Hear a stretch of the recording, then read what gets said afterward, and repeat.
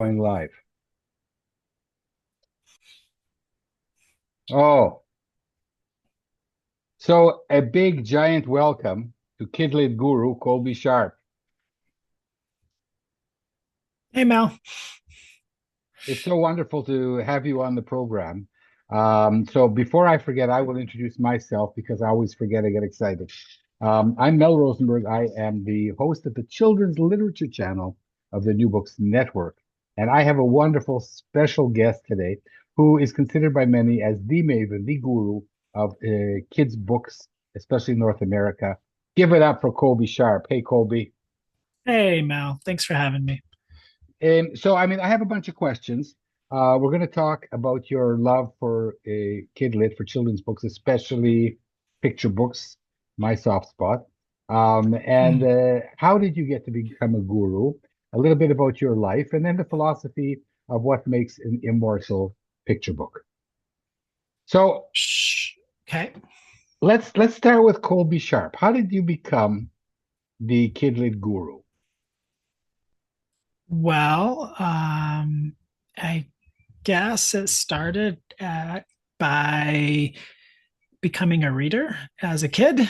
Um, I had a lot of amazing teachers that read aloud to us all the way kindergarten through fifth grade, joining together on the carpet, celebrating a good story together.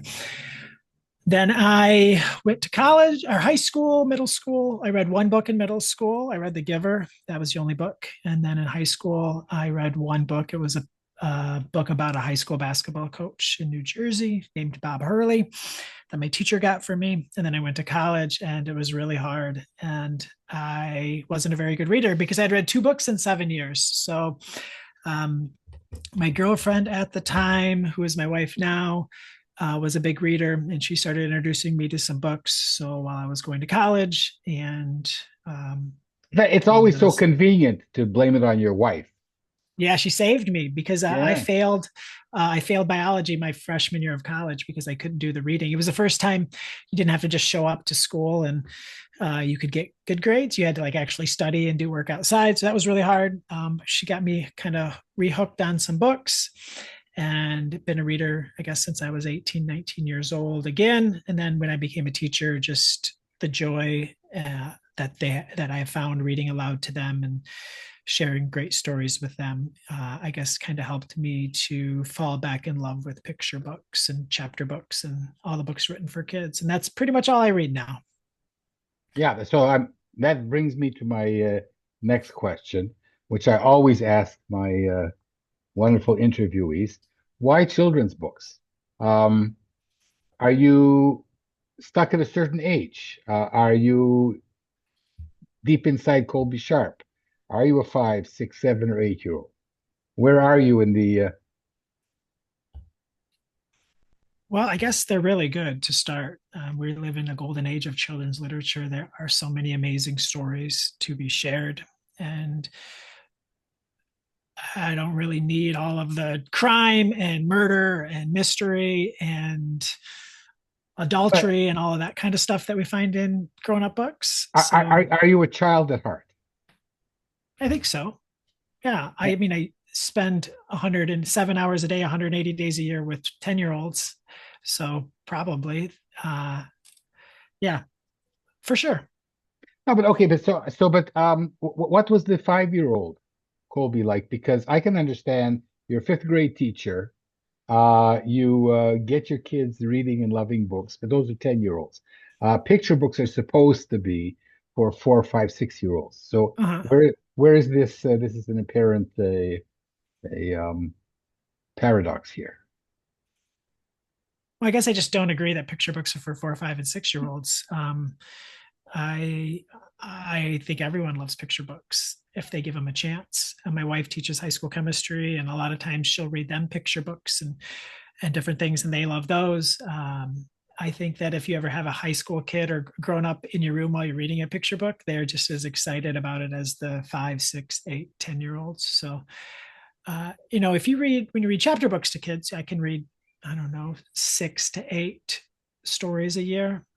Um, But if I read them a picture book a day, that's, we're then looking at reading 200 books a year. And the stories that we find in picture books, the structure, the character, the setting, the plot are often, the story is a story, so they're just brief, smaller versions of a 200-page middle grade novel. Colby, I read this about you and I was incredulous. You read in your classroom picture books to fifth grade kids. We end every single day with a picture book. So the last 10 minutes of every single day, um, we come to the carpet. They gather around me just like you would picture in a kindergarten classroom 20 years ago. They gather around the carpet. I sit in a chair, and you have kids jockeying for the best possible spot. Uh, uh, I'm left-handed, right? So I hold the book with my left hand. So, they know like right in front of my left side is probably the best place to sit. So yeah, there's nothing like it. It's the best way to end a day. And then we've read these stories. So if I want to pull in some of the content for a mini lesson in reading or writing later on in the school year, we can really focus in on the craft and the story elements because they already know the story, and we can really dig in deeper. So give me an example of one of your favorite picture books, a classic, and then maybe one that the fifth grade kids love. What does 5-year-old Colby love? Colby love. The only picture book that I remember from my childhood is probably, it's so cliche, but Where the Wild Things Are. That was one of the most magical books that I remember reading. My fifth graders today are obsessed with John Clausen, all of his books.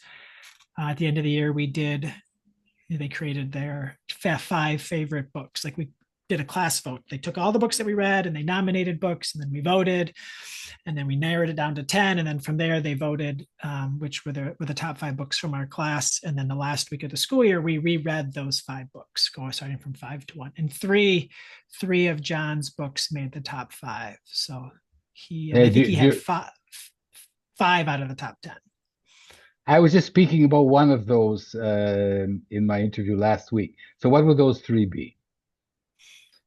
So their favorite picture book of the entire year was the book that he created with Mac Barnett, Sam and Dave Dig a Hole. Amazing. I think all 3 of the top 5 were books that he did with Mac, because we also had The Wolf, the Duck, and the Mouse and 3 Billy Goat Scruff. All 3 of those were in their top 5. The hat books were also in there. I want my hat back. Yeah, I was sure that was going to be numero uno. Yep. They Sam and Dave Dig a Hole. But when I read it, I knew that would be their favorite book of the year. You could just tell that they were completely captivated by that story. Incredible. So now we come to the $64,000 question. What makes an immortal picture book, and how do you assess it with yourself and with your children? Yeah, I don't think that, like, I can't read a book and know that it's going to be immortal. I don't know that a book is going to be special. It can be special to me. It can feel great to me. It can feel Caldecott, all the award worthy to me. But it's not until I share it with kids that you can see the magic that it has. You can predict it, I think, to a certain extent, but it's not until you see what it does with kids. And for a lot of it too is the community that they're in. A kid can read a John Clausen book on their own in the school library and like it, but a kid can read a John Clausen book with his classmates or her classmates, and that community piece around it is so big. That's one of the most beautiful things about picture books is they really are a community event, like sharing them with in bed with your family before you go to sleep, sharing them in a classroom, sharing them at story time at the library. That's one of the things that I think makes special picture books is how do they perform when they're being shared in a community is really just such a special thing that is so unique to that type of story. Traditionally, picture books are kind of shared one-to-one, a parent or grandparent with a child. And you come from teaching and from libraries where it is a bit different. It's like not like a church service, like a communal offering of a book, of a story. So I'm wondering whether there might be difference. I've had librarians on the show, and they talk about sometimes different criteria of reading aloud to an audience. Yeah. So, and also, so like we have what I think by the end of the year is a pretty special reading community. So, we've shared a lot of stories together. It's a safe place to share how you're feeling, a lot of laughs, a lot of tears. And what's interesting, like, so we read Brian Lee's The Rough Patch, which is about I guess it's a fox who has a really special relationship with his pet dog, and something very sad happens. And that's not a book that I'm going to read, the first 2 months of the school year, because, or at least it's not the first few weeks, because we don't maybe have that community yet to where that's a book that we can share. But when we read it in November, it had such a giant impact on the kids, and it was a book that they talked about all year. And it was, a lot of their favorite books are silly and funny and ridiculous books, but The Rough Patch made our top 5. And I was actually a little worried because so like the second day of the school year, I read the favorite book from last year's class. So this year, on the second day of the school year, I read Vashti Harrison's Big. And I told the kids that, and then all of the kids from the year who select that will sign the inside cover. And I showed them that, and I let them know that at the end of this year, we're going to be doing the same thing. And you're going to pick a book that was this class's favorite. And then I'm going to share it with next year's class during the first week of the school year. And I was really worried when Rough Patch made the top 5. I'm like, oh no, I cannot read the Rough Patch during the first week of the school year. They're just not ready, where it's not a safe enough space to read a book that's this sad, and so many of them can relate to. So yeah, it's just a really special thing sharing picture books with kids. Hey, Colby, how did you come into your blogs and your internet presence?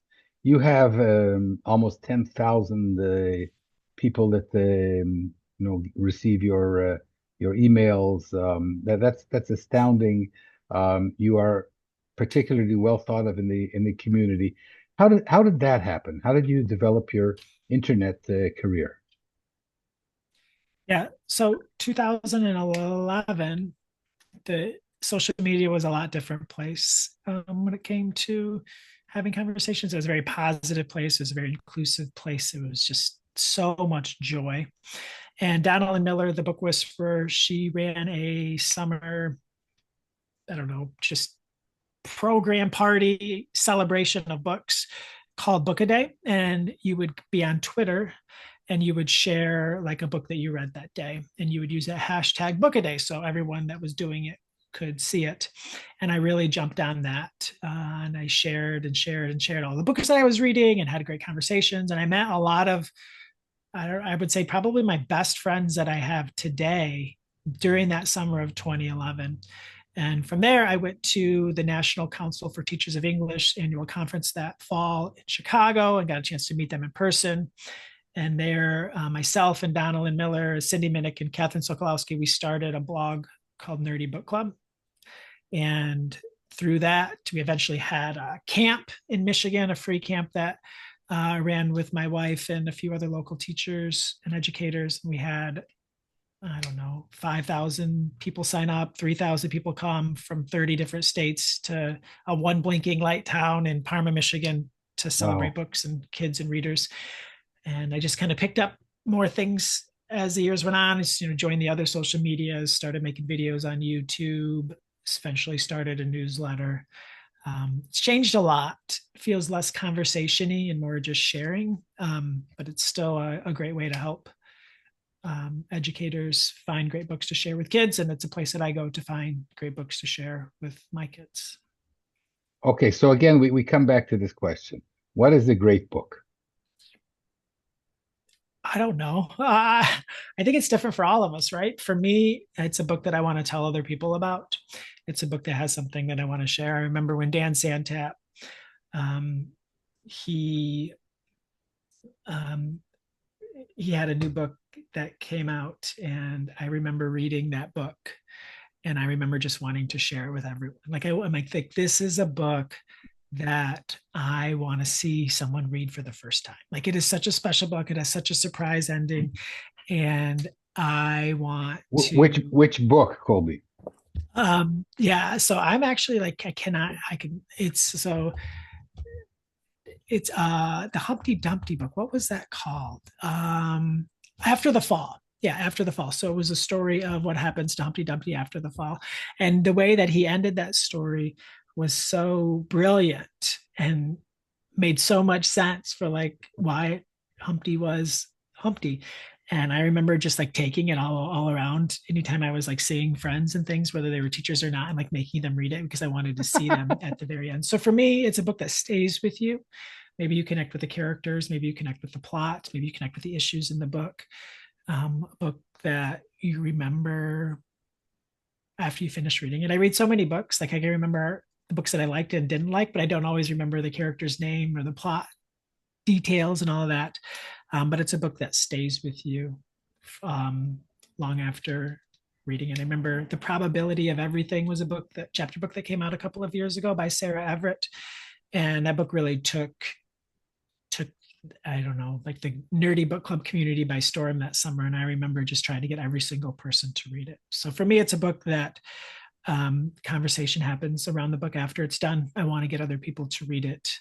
Usually for me, it's characters. I'm a very character person, character driven stories, stories that are set in schools for fourth, fifth, and sixth, seventh graders. I don't know. What do you think, Mel, makes a great book? Oh, I'm interviewing you, Colby. I know, but we can have a conversation. Um, well, we Hard could. question. Yeah, yeah, you're putting me on the spot. What makes I think that for me, a really good book has to come around, and the ending has to be surprising and has to somehow come back to the beginning. That's for me. That's great. That's a much more concise answer. That's why I'm not interviewing myself, Colby. The interview would be over in like 27 seconds. This I has been understand. Mel interviewing Mel. But okay, but I read somewhere that you have a large family. Is that true? I'm the oldest of seven kids, and my wife and I have five kids. Exactly. So, what is the difference between reading? Do you read till picture books to your kids? Five kids. At what age? And how does that differ from reading inside your classroom? I think you read to your, I think that like people say, like when you stop reading aloud to your kids, I think that you read aloud to them as long as they will let you. And for our different kids, it's changed at different ages. I currently read with our 10 and 8-year old, and we read all kinds of different things. We read lots of picture books. We read during like last summer and into the school year, we went through the three Wild Robot books. We read all of those. And then my son wanted to read the James and the Giant Peach. So we read James and the Giant Peach. Lately, we've been reading a lot of graphic novels. We're reading a graphic novel right now called Good Boy, about a boy who's got some anxiety, and this dog has kind of come into his life and is really helping him with that. So they're really into the graphic novels. We read all the Captain Underpants. We read all the Dog Man, all the Cat Kid. But Colby, a son or daughter, 8 and 10 years old, shouldn't they be reading on their own? Or is I mean, this they like, do. Yeah, they read yeah? on their own as well. But I I will it's say, sorry, I find this incredible that your kids of 8 and 10 still want to nestle beside you at night and hear you tell them a good story. You must be one hell of a storyteller. well, I'm not telling any stories. I'm just sharing other people's stories. But I think that's an interesting thing. So I have in my classroom, we have these like devices where they can listen to books, right? So they can listen to audiobooks. And my fifth graders they follow along in a text. They have the book and they listen. And I have kids in my class every single year where 90% of their reading during fifth grade is listening and following along. And people say, well, shouldn't they be reading on their own? And I'll tell you what, I have a high school junior who just went through advanced placement in high school literature class. And every single book that she read in that class, she got the audiobook and she listened and she followed along just like my fifth graders, and she did great in the class. And these fifth graders who read with their ears and with their eyes following along, they have more growth in that year than they have ever had in their entire life, because they spent most of their time not being able to read the text, struggling through it, pretend reading. And instead I have them reading nothing but amazing books. So yeah, I don't see any necessarily need for them to have to read a certain amount on their own. I think as long as they're reading, whether it's with their eyes, with their ears, whether they're with a parent or a caregiver reading the story aloud, I'm more focused on time reading than the type of reading that they're doing. Okay. So when you've read your picture book of the day to your class, um, do you ask them for their reader response, what they interpret, how they feel about the story? How does their interpretation figure in here?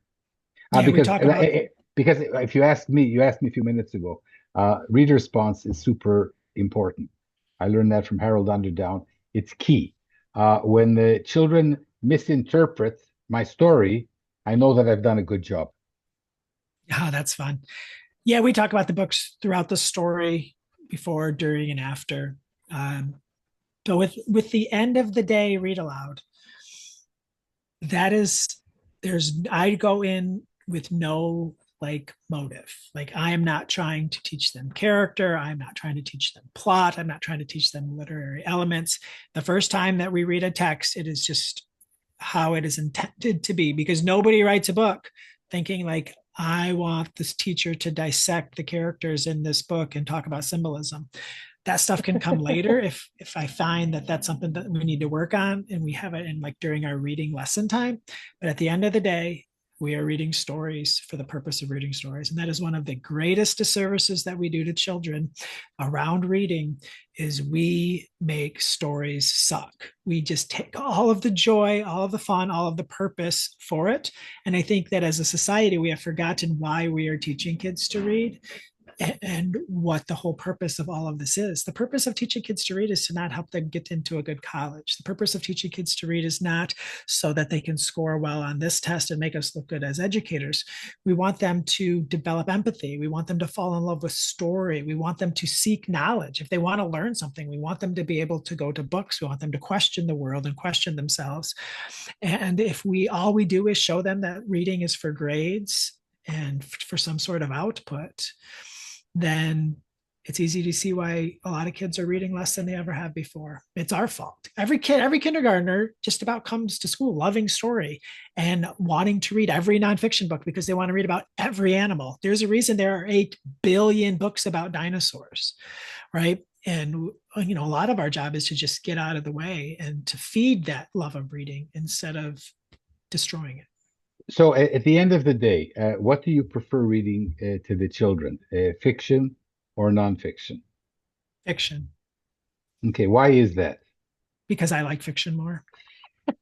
It's not like Yeah, a, I'm going I'm to not keep gonna like asking. I'm going to keep why, asking you right? why, Colby. Why do you I like think fiction more? yeah, I love to read them realistic fiction, and I don't love like the chapter books that we read. I have a harder time finding great fantasy to read them because I love realistic fiction. I love historical fiction, which is a type of realistic fiction. So I definitely have to put my own love aside for that so that I can read lots of great nonfiction to them, which I do. But yeah, I think most people would answer that they love reading to other kids what they love reading themselves. Okay, but you mentioned realistic fiction. Um, isn't that a synonym for good fiction? Well, I'm thinking of it like it could happen in the world, right? And there's so much magic and different things that can happen in our world. So that's how I separate the two. So when Alice in Wonderland talks to the caterpillar, you don't love that conversation? I'm not like an Alice in Wonderland fan, so I guess not. Uh, when the rabbit and the mouse talk to the rabbit and the bear talk to each other in John Clausen's books, I love that. So, Because that can happen, right? well, No, No. I'm being facetious here. So like, we've hit upon something really, I think that's really, I want to tie this together, Colby, because what I'm now inferring is that your reader response, if you read a crazy Michigan story, right, about a fox and a rabbit, or a fox and his or her dog, and it rings true to you, right? And you have here Mel over here who's going to tell you the truth that foxes don't have pet dogs. But if that is an imaginary fantasy world, but if it rings true to you, Colby, as the reader, then it becomes realistic fiction for you. And I can see that's that. well, and yeah, and that's when we succeed. Yeah. When we succeed, when I look at a story and I say, oh, this character is becoming real. When the character becomes real to the reader, then you have a shot at a good book. Hmm. Yeah, that makes sense. Well, you asked me. So so what I wanted to do now is do you have any picture books like in front of you on the shelf somewhere? Nope. You don't. Are there any that you can recite off by heart? Like the text? Yeah, just to tell me a No. story as if I were a fifth. I'm gonna have to have you back on the show. Yeah. I want you to read a picture book to me next time. Okay. That would be fun. Colby, you've co-written two books. What are they about? So the first book that I co-wrote is with my friend Donalyn Miller. We wrote a book called Game Changer: Book Access for All Kids, and it's about the importance of kids having access to books and the research that shows how valuable that is and how important it is and how many kids don't have it and what we can do to change it. And then we wrote a book called The Common Sense Guide to Your Classroom Library, where we really break down the ins and outs of the power and importance of having um, a library, a classroom filled with books. And then I also edited the Creativity Project, which has like 44 book creators responding to prompts that they send each other. Which was, so yeah, those three. Okay. What would a prompt be for your creativity project? So they could be pictures, they could be like sentence starters. One of the kids' favorites is it's a prompt by Andrea Davis Pinkney. And it's basically like you go into an elevator and the door closes, and then there's all these numbers, and you have to press one of the numbers, but the numbers are actually years. And then you press the number, and then the elevator moves, then it opens. And so they all interpret it as that's the year they're going into. And they're all like pretty, like, they're like Revolutionary War year, there's a Civil War year, there's World War II year, and then there's a surprise me button, which the kids always use to take them to like the future or certain spots. That's a really fun one. Um, there's a lot of pictures that they really love to respond to, where there's just like a drawing or a picture, and then in my class we do a quick write Wednesdays, where I share with one of the prompts, and then they have 7 minutes to do a quick write, and I say you write as much as you can, as well as you can, as fast as you can, and then they write for 7 minutes, and then we take time to share. And then a lot of those kids, when they have some choice writing time, they'll keep working on those because they love the freedom that they have in those. Do the kids get to write and illustrate their own books? In class, Yeah. we have this new curriculum now, and we're struggling to figure out the writing piece of the new curriculum. So, um, yeah, there's things that we have to do in school and that are challenging, but we're trying to figure that part out. That's one of the reasons why the Quick Write Wednesdays were more popular than ever in my class, because it gave them a lot of freedom that they preferred to have. Well, I would just say, you asked me at the beginning, I'm a big believer in what I call reverse literacy, which is allowing children to be their own book heroes so that they can share their writing with younger people. Um, but that's another subject, another subject. Um, so what questions haven't I asked you? what do people ask you that I haven't asked you, and then I won't ask you it? The question I get the most is how do you get all of those books? Is the question that everybody, especially because I get a lot of advanced copies of books. So, like the next Mhm. book I'm going to read is Jennifer Holmes' new dystopian middle grade novel called Outside. And this book comes out like 3 months after we're recording this podcast video. So, that's a question that I get a lot because it's really nice, and fun to get books before they come out. So that's a Well, the question that I'm the answer asking. might be because the publishers would like you to write about them. It's 100%. Yeah. They're like, how can I get free books? I want to get free books. I'm like, I totally respect and get that. I wanted to get free books before I did. But there's a lot of there's book these advanced copies of books are very expensive to make. They're very expensive to ship. They don't make any money off of them. So yeah, like you said, their goal is that I and whomever else they send these books to will share them online, talk about them online, get people excited about them, get people to pre-order them and to add them to their collections when they go out. So that's the number one thing people want to know. How do I get free books? Okay, Nothing is free. I, I knew that. Um, Yeah. and I'm assuming you don't charge to write a blog about this or that book. Oh no, no, that would be gross. Yeah. I so agree with you. I so agree with you. Yeah. My last question for today, Colby, is because I want to have you back. I want to hear you read a story. And this You goes to should my come to next. my classroom. You should come to Michigan, Yeah, do you know where I live? across the pond, I think. I live in Israel. It's a bit Whoa. it's a bit of a hop, step, and jump for me. But perhaps someday. That'd be I've fun. I've been to Parma, Italy. Okay, let's Do, do, go. do you guys make cheese? No. I'm Jewish and I don't eat ham, but cheese would be good. Okay. Here's my last question. Um, in a previous show, we talked about picture books as theater, but a different kind of theater. What does this mean for you? So the When somebody says to you that picture books should be theater. That's interesting. I guess I see them as an event. So I'm going to share. I feel like a picture book reading aloud is an event. So like on Friday, every Friday is Weird Book Friday. We read the weirdest books ever. And so and day is over, the week is over. They're very excited, about to be the weekend. They've done their classroom jobs, the room is all tidy. They come to the carpet. And then we have a sign. It's like one of those LED signs. It says, read books, be kind, stay weird.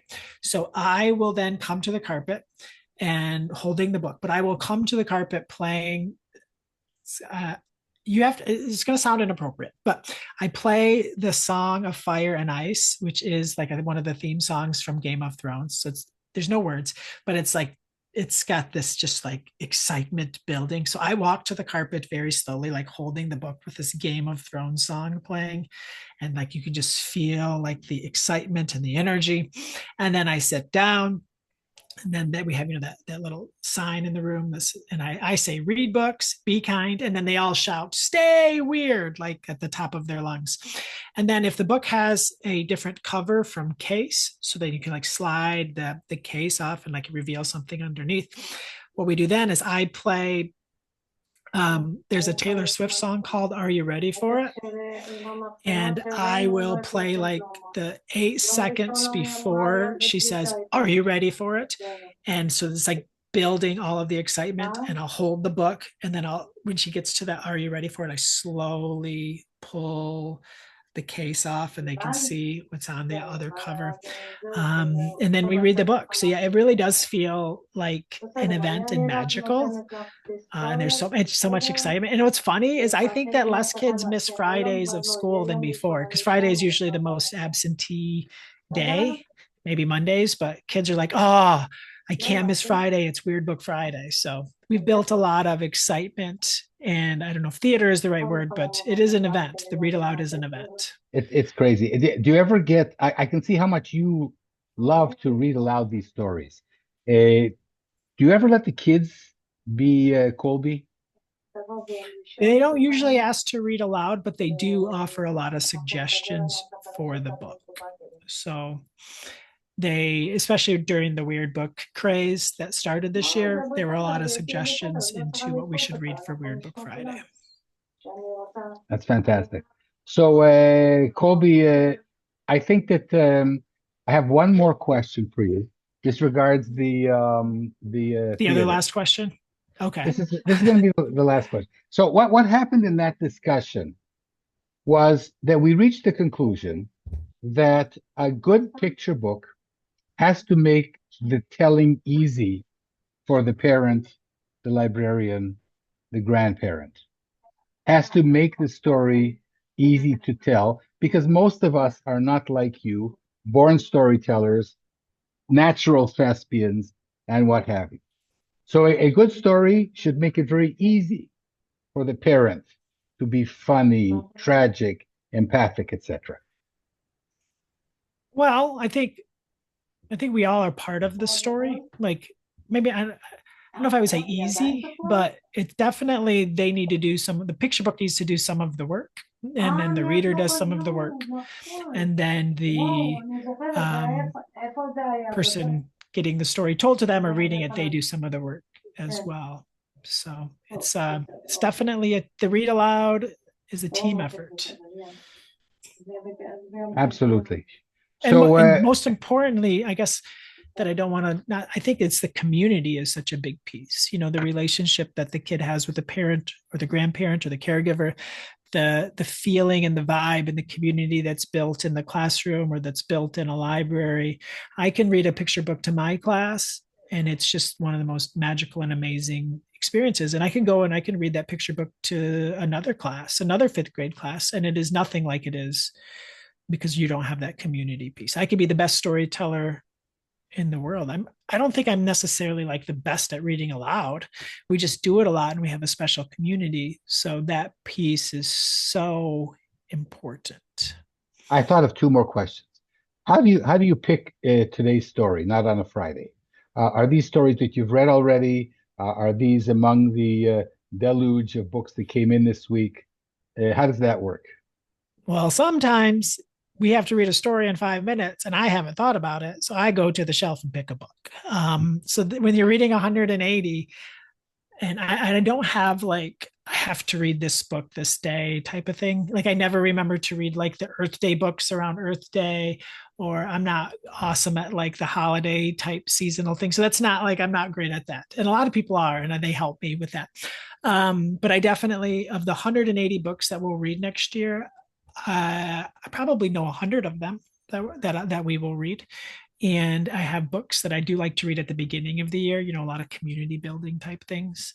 Or a lot of times something will happen during the day and it will make me think of something that makes me want to read a book at the end of the day. So I think having a plan, but also being very flexible, So, is so, helpful. so, so once in a while, a new book will come to you and say, "Oh, I got to read this on Wednesday." 100%. I can get a book on a Tuesday and know that that will be read aloud to my kids in 18 hours without a doubt. A lot. Fantastic. And now the absolute last question for today, because I want to bring you on in another half year or year, is the following question, last question for Colby. A lot of aspiring authors are listening. Um, what advice do you have for authors? I mean, the chance of breaking in is so infinitesimally small. I made once a calculation of 1 to 3,000 manuscripts become traditionally published picture books. What advice do you have for all of my community who are aspiring authors have not broken in yet? Well, the easiest option, which might not be possible for everyone, is to become super famous in something else. If you are ridiculously famous, they will let you make a picture book and it probably doesn't even have to be very good. And you probably don't even have to really write it. So, and then the back cover will be a giant picture of your face because you're very Yeah, famous. or So, uh, like because the world expert in thumb bending, right? yeah, maybe. Yeah. So if you're in like a movie star or, Taylor Swift, I'm sure, could publish a lot of picture books. I think that it makes the most sense to join professional organizations to get support.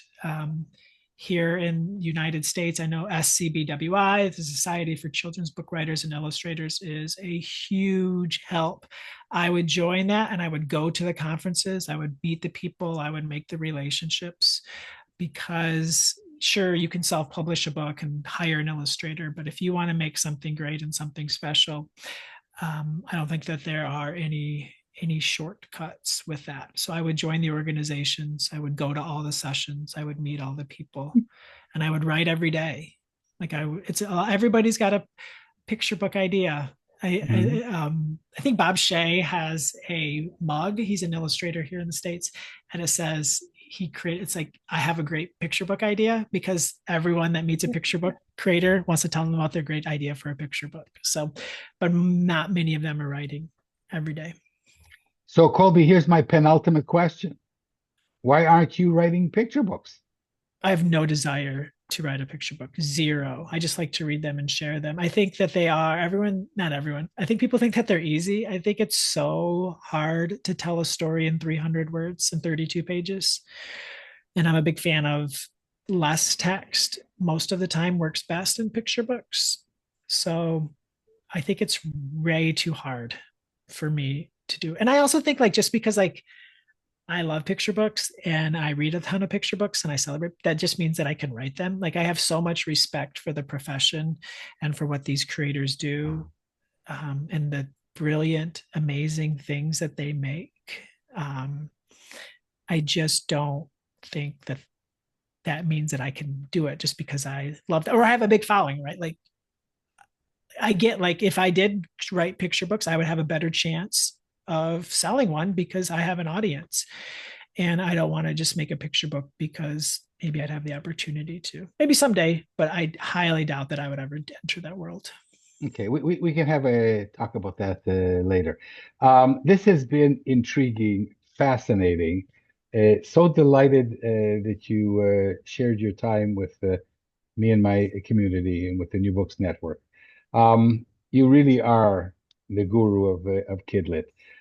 So on behalf of all the people watching and listening, I'd like to thank the wonderful Colby Sharp for providing us with his love of KidLit, his expertise. You're so enthusiastic. I'm going to go home with this huge smile on my face and write 2 stories. Let's go, Mel. Absolutely. So listen, I'm Mel Rosenberg, and I'm the host of the Children's Literature Channel of the New Books Network, and I've been talking to the wonderful Colby Sharp. Colby, we're going to say goodbye to everybody else. Go out and come back so I can share just 1 minute, and everybody else have a wonderful weekend, and see you next week. Thanks a lot.